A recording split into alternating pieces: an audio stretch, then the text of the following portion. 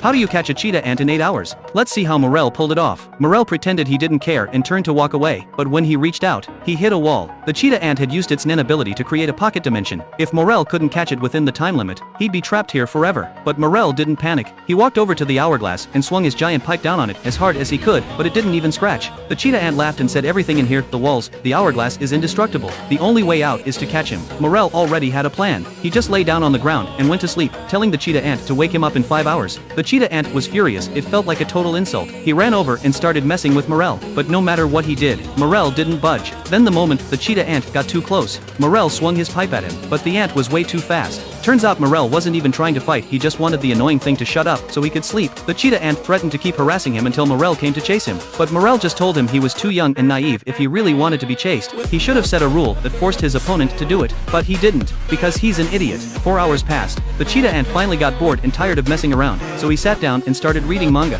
Just one more hour and he'd win this whole thing. But then Morrel appeared right in front of him. The cheetah ant checked the hourglass, only 4 hours had passed, and laughed, thinking Morrel had gotten desperate. Then he noticed something. A rope made of smoke was tied to Morrel's pipe, and the other end was already wrapped around his own ankle. While he'd been buried in his manga, Morrel had used his blind spot to slowly circle around and tie him up. Now all he had to do was reel in the rope. The cheetah ant completely panicked and tried to run, but it was useless. That smoke wasn't just smoke, it was Morrel's Nen. The ant attacked the rope like crazy, but it wouldn't break. The ironic part? He's the impatient one, yet he set an 8-hour time limit. The thing killing him wasn't Morrel, it was his own rules. As Morrel closed in, the cheetah ant's desperation triggered something, a brand new ability. His left arm transformed into a weapon combining a crossbow and razor claws. He was thrilled, even thanking Morrel for pushing him this far. But Morrel just kept walking toward him, unfazed. The cheetah ant fired the crossbow. Morrel blocked it easily.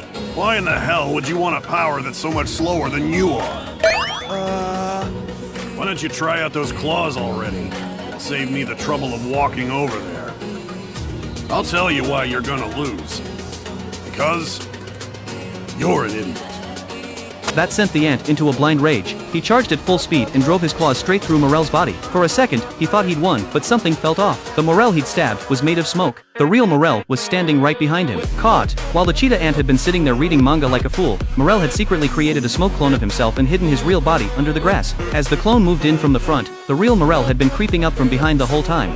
Well, that was easy.